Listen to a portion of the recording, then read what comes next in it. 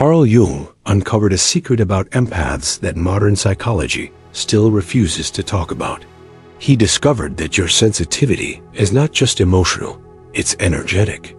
A hidden aura, forged in pain, that makes you both a healer and a target at the same time. But here's the chilling truth. If you don't understand this aura, it won't just attract others. It will destroy you from the inside. What exactly did Jung discover? The answer may change the way you see yourself forever. Before we go deeper, make sure to subscribe to my channel SYC Soul. Hit the like button, press the notification bell so you don't miss the next videos. And share this with someone who needs to hear it, because they may be carrying this hidden aura without knowing. Now let's begin unfolding Jung's secret. He found that true empaths don't merely feel emotions like everyone else. They radiate what he called the wounded healer frequency, an energetic signature that is, born out of deep suffering but transformed into something powerful. This energy is not simple kindness or natural goodness. Jung described it as a rare psychological alchemy, the transformation of pain into insight and healing. Only those who have walked through fire ever develop this strange gift. But here's where the mystery deepens. Jung documented that this empathic aura works on multiple dimensions at once. It has the power to heal others simply by being present. People can feel lighter, calmer, or even relieved after spending time with you. Yet the same aura that heals can also attract danger because it doesn't discriminate. It draws light and shadow alike, helpers and predators, those who are ready to grow and those who only want to feed. Think about it. Have you ever noticed people confiding their deepest pain to you, even though you barely know them? Or others treating you with sudden hostility, as if your very presence unsettled them? Jung warned this was no accident. Your aura doesn't just connect with people, it mirrors their hidden selves back to them. Some are drawn to it, others feel exposed by it. And this is only the surface of Jung's revelation. What he discovered next explains why empaths live in constant tension between healing others and protecting themselves. Stay with me, because once you understand this, you'll never mistake your sensitivity for weakness again. Jung warned that the empathic aura becomes most dangerous when it is misunderstood. Without awareness, it can act like a silent trap drawing in energy vampires, while slowly consuming the empath from within. This is why some people who feel deeply often end up exhausted, resentful, or overwhelmed by relationships. It's not because they are weak. It's because their aura is working unconsciously. Now, here's where it gets fascinating. Jung realized that what we call empathic sensitivity is not something you are simply born with. It is not a gift dropped into your lap by chance. Instead, it is a survival mechanism that was shaped under pressure. Jung believed it was forged in the fires of what I call traumatic alchemy. Your nervous system, in response to the difficulties of your early environment, became something extraordinary. As Jung wrote, the privilege of a lifetime is to become who you truly are. For empaths, becoming who you are begins with understanding why your nervous system adapted in this unique way. It wasn't luck. It wasn't randomness. It was necessity. Imagine a child who grows up in an unpredictable emotional climate. In order to survive, that child develops hypervigilance, an ability to read micro-expressions before they can even read words. They learn to sense danger in the atmosphere long before it erupts. Their nervous system sharpens into something like a radar, always scanning, always tuned in. Jung noticed that these survival adaptations don't just fade away in adulthood. They become the very foundation of the empathic aura. Think about that. The skill that once protected you has now become the force that defines you. Your mirror neurons, those parts of the brain that let you feel what others feel, become hyperactive. Your limbic system, the center of emotional processing, becomes exquisitely responsive. In simple words, your entire nervous system transforms into what Jung described as an emotional antenna. Modern neuroscience now backs this up. Studies on highly sensitive people confirm that empaths process information more deeply in brain regions connected to awareness, empathy, and emotion. But Jung's insight went further. He suggested that this neurological difference creates a field of energy that others can actually sense, even if they can't explain why. Here's the unsettling part.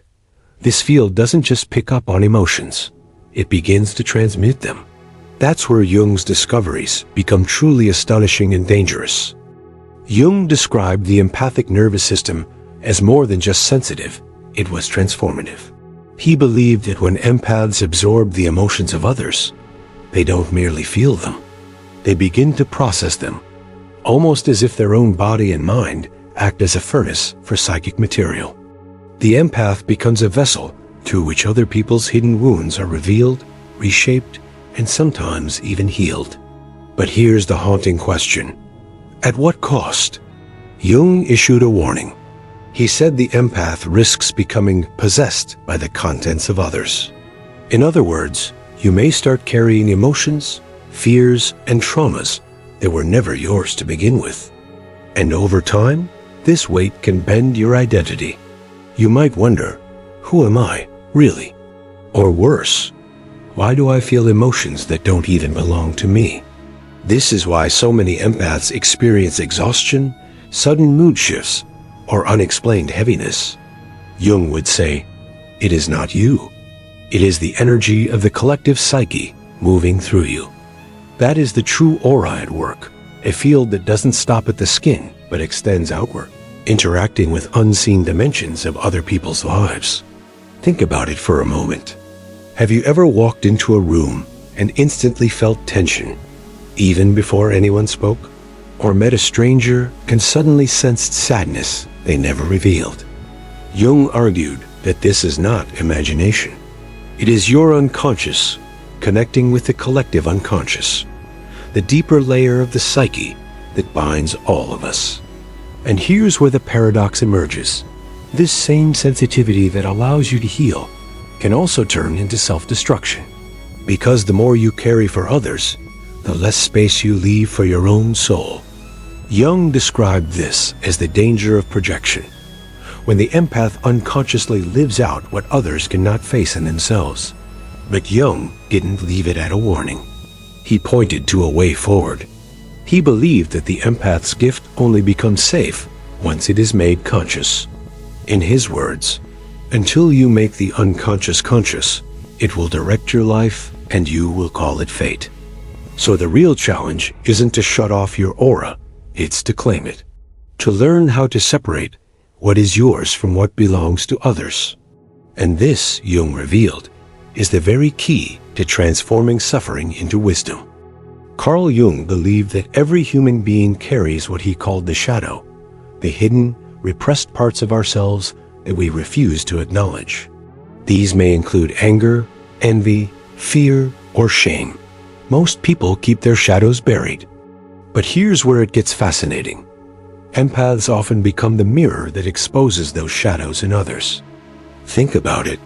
Have you ever noticed that some people become strangely defensive or even hostile around you, even though you did nothing to provoke them? Jung explained that this happens because your aura unconsciously reflects back the shadow they are trying to hide. Without a single word, your presence brings their hidden self to the surface. And not everyone can handle that. This is why empaths can be both deeply loved and intensely disliked. Your energy heals those who are ready to face themselves, but it unsettles those still running from their own darkness. Jung described this phenomenon as projection. People will project their unwanted qualities onto you, as if you are the problem, when in reality, you are only the mirror. Now, here's the dangerous part. Because empaths are naturally compassionate, they often absorb these projections instead of deflecting them.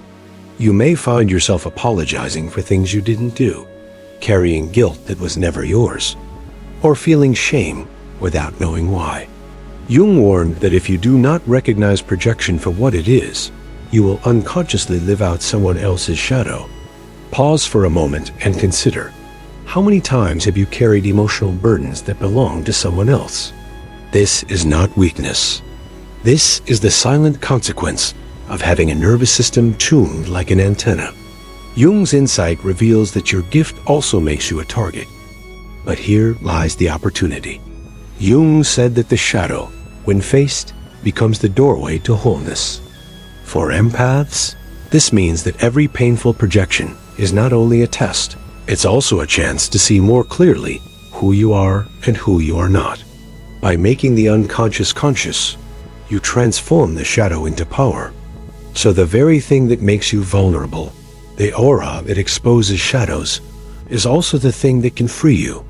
Jung's work shows that if you learn to stand as the mirror without absorbing the reflection, you step into your true strength. And what happens when the empath claims this strength?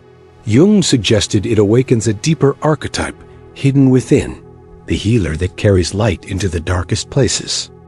Jung often spoke of the archetype of the wounded healer. He observed that those who become healers are almost always those who have suffered the most. This suffering, he argued, is not an accident. It is the very soil in which empathy takes root. Without wounds, there can be no true compassion. Without darkness, there can be no light strong enough to guide others. For the empath, this archetype explains why life has felt so heavy. Your pain has not been meaningless. It has been shaping your ability to connect with others on a level most people cannot even imagine.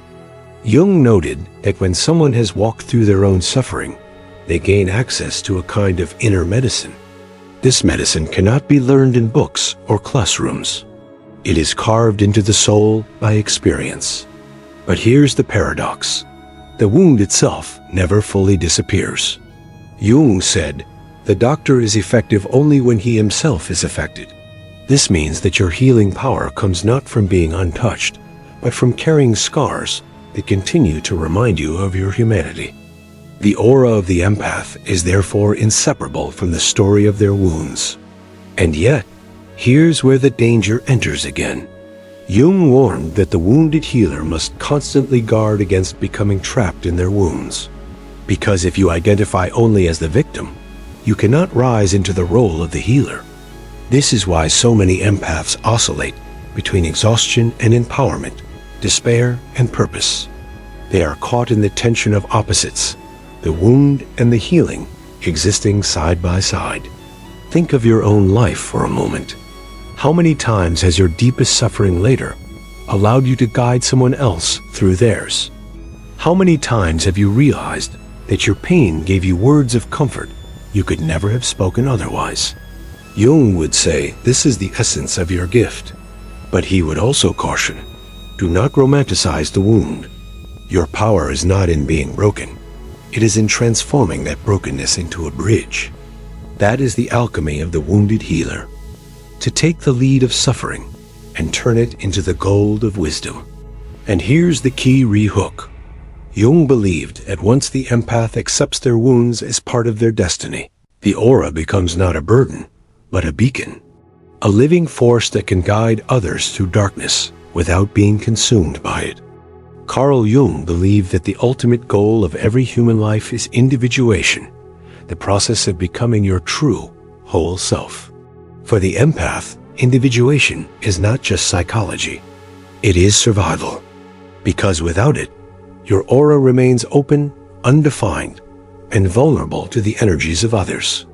So what exactly does individuation mean? Jung described it as the integration of all parts of the psyche, the conscious and unconscious, the shadow and the light, the personal self and the collective. For an empath, this journey is especially critical. Why? Because your aura doesn't just reflect who you are, it absorbs what you don't claim. If you leave parts of yourself unconscious, you risk carrying fragments of everyone else. Here's a striking example. Many empaths struggle with boundaries, often saying yes when they mean no, or taking responsibility for emotions that are not theirs. Jung would explain this as a failure of individuation. Until you claim your own inner authority, the energy of others will constantly invade. It's as if your aura is broadcasting. Here, take space inside me. I haven't filled it myself. But individuation changes everything. When you begin to integrate your shadow, honor your wounds, and consciously own your strengths, your aura shifts. It becomes defined. It stops being a sponge and starts becoming a field. Jung suggested that this process is what turns an unconscious empath into a conscious healer. Think about it like this. When you don't know who you are, you become whatever others project onto you. But when you stand in the clarity of your individuated self, projection bounces back. People can no longer use you as a mirror for their hidden shadows, because you now see those shadows for what they are. And here's the hidden power. Individuation doesn't make the empath less sensitive. It makes the sensitivity more precise. Instead of drowning in the flood of collective emotions, you learn to navigate them. You begin to recognize, this feeling is mine. That feeling belongs to someone else. That simple awareness can change an entire life. Jung warned that individuation is not easy. It requires courage to face everything you've avoided inside yourself. But he also insisted that this is the only path to freedom. Until you walk it, your aura will remain a magnet for chaos. But once you claim it, your aura becomes a source of stability, not just for you, but for everyone who comes near you. And what happens when an empath reaches this state? Jung hinted at something extraordinary. The aura itself begins to transform into a conscious force of guidance. Carl Jung introduced the world to the idea of archetypes, universal patterns of the human psyche that appear in myths, dreams, and symbols across every culture. These archetypes are not random. They live within the collective unconscious and shape the way we live, suffer, and grow. For the empath, archetypes explain why your aura doesn't just feel personal.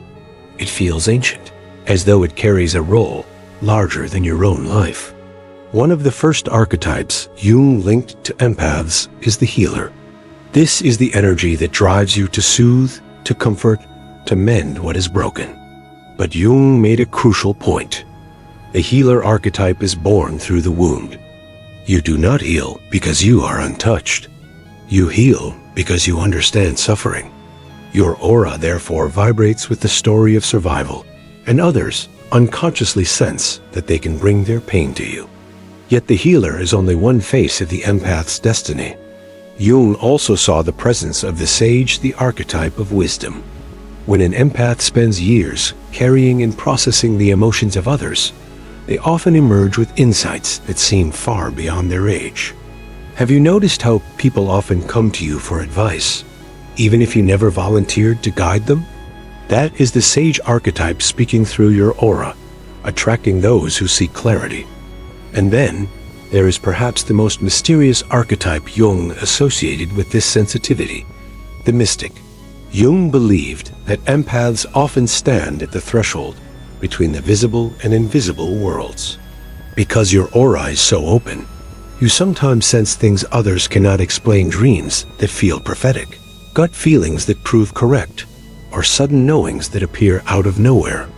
Jung would say this is not fantasy. It is the collective unconscious whispering through you. But here's the rehook. Every archetype has both light and shadow. The healer can become the martyr, endlessly sacrificing themselves. The sage can become arrogant, thinking they know everything. And the mystic can fall into illusion, mistaking fantasy for truth. Jung's warning was clear. Unless you remain conscious, these archetypes can control you instead of empower you. So what does this mean for your aura? It means that you are not just living your own story. You are carrying patterns that are far older, woven into the fabric of humanity itself. And Jung believed that once the empath learns to embody these archetypes consciously, the aura no longer drains, it radiates. Carl Jung was not afraid to step into territory that many psychologists avoided. He believed the human psyche was not just mental, but spiritual. He often said that modern people suffer not from lack of knowledge, but from loss of soul. For empaths, this statement carries a haunting truth, because your aura is deeply tied to the condition of the soul. Why does the empath's gift feel both sacred and unbearable. Jung explained that the aura acts like a spiritual membrane, porous, receptive, alive. This means you don't just sense emotions. You absorb fragments of other people's souls, their unlived stories, their unresolved pain. And here's the paradox. What you take in can inspire profound compassion, but it can also drown you. Think of times when you've been around certain people and left feeling heavy, drained, or even ill. Jung would say that is not coincidence. Your aura has picked up their unconscious material, and your body is processing it as if it were your own.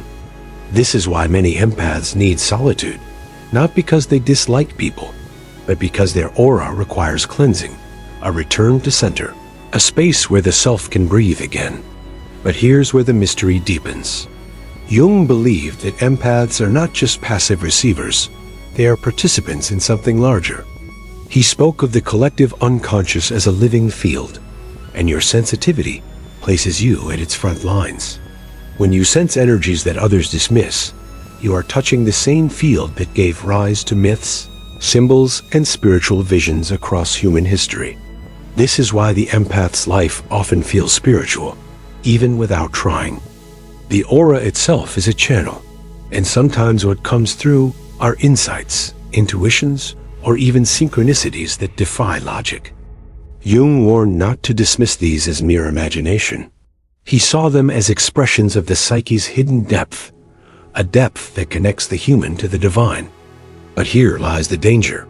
Spiritual openness without grounding can lead to overwhelm, confusion, or even despair. Jung insisted that every gift of the psyche must be balanced by conscious awareness. Otherwise, the blessing of the aura turns into a curse. And here's the rehook. What if the very struggles you face as an empath, the exhaustion, the intensity, the unexplainable experiences, are not signs of weakness, but invitations? Invitations to discover that your aura is not only a burden to carry, but a sacred doorway to transformation. Carl Jung observed that the psyche is like a house. Most people live only in a few rooms, while the rest remain locked away in the unconscious. For empaths, however, every door is wide open. Energy, emotion, even unspoken thoughts drift in and out as if the walls were made of glass. This openness is the gift of the aura, but it is also the very thing that makes life overwhelming. That's why Jung emphasized boundaries, not as walls that cut you off from the world, but as conscious definitions of self. Without boundaries, your aura becomes a mirror for everyone else's pain. With boundaries, your aura becomes a light shining, but not absorbing everything around it. So how do boundaries connect to Jung's psychology? He often spoke of the importance of saying, "This is mine, and that is not." For empaths, this awareness is life-saving, because until you learn to separate what belongs to you from what belongs to others, your aura will continue to carry weight that was never yours to hold. Here's the difficult truth. Many empaths confuse boundaries with rejection. They fear that saying no means abandoning their purpose as healers. But Jung warned that true healing can only come from a whole self. If you allow your energy to be consumed by everyone around you, what remains for your own growth? Think of it this way. A candle cannot light another if it has burned itself out. Your aura is meant to illuminate, not to vanish in the service of others. Boundaries ensure that your light continues to burn, not just for others, but for you as well. Jung even suggested that boundaries are part of individuation, the process we discussed earlier. Every time you honor your needs, every time you say no to what drains you, you are claiming another piece of your true self. And the more you do this, the stronger and clearer your aura becomes. Here's the rehook. Without boundaries, the empath's gift becomes a curse, an endless cycle of exhaustion and self-sacrifice. But with boundaries, something miraculous happens. The aura no longer leaks energy, it begins to radiate it. Others still feel drawn to you, but now they are touched by your presence without consuming it. Jung believed this transformation is the turning point in the empath's destiny, because once you master boundaries, Your aura shifts from survival to service, from chaos to clarity, from burden to blessing. Carl Jung often said, "The privilege of a lifetime is to become who you truly are." For empaths, becoming who you truly are means recognizing that your aura is not just a personal gift. It is part of humanity's collective evolution. Throughout history, Jung noticed, societies have always turned to certain figures in times of crisis. The healer, the sage, the mystic. These were not simply roles. They were archetypes rising through individuals whose auras carried the capacity to absorb, transform, and radiate energy for the collective. Today, that archetype often shows up in empaths. But here is the revelation Jung left for us. The empath's aura is not an accident. It is a channel through which the unconscious attempts to heal itself. When you carry the emotions of others, when you sense what cannot be spoken, when your very presence brings calm or clarity, this is not random. It is the psyche of humanity moving through you, asking to be healed. And yet, Jung warned of the danger. If the empath does not individuate, if they do not establish boundaries, if they do not ground their gift in consciousness, they collapse under the very weight they are meant to transform. The aura becomes a prison instead of a pathway. That is why Jung insisted that self-awareness is not selfish, it is sacred, because only a whole self can carry the responsibility of such an aura. Here's the rehook. What if your struggles, your exhaustion, your lifelong sensitivity have not been signs of weakness, but evidence that you are carrying something larger than yourself? Jung would say that your aura is not here to destroy you. It is here to awaken you, and through you, awaken others. Imagine what happens when an empath fully claims their gift. Their aura becomes like a field of coherence, bringing harmony where there was conflict, light where there was confusion, peace where there was pain. Jung believed this is the ultimate purpose of the empath, not to suffer endlessly, but to become a living embodiment of healing in a world starving for it. So as we close this journey, remember, your aura is not a burden, it is a mirror of your destiny. Jung's work reveals that within your sensitivity lies the very key to transformation, both personal and collective. And when you choose to embrace it consciously, you step into the role humanity has always needed, the bridge between suffering and healing, between darkness and light.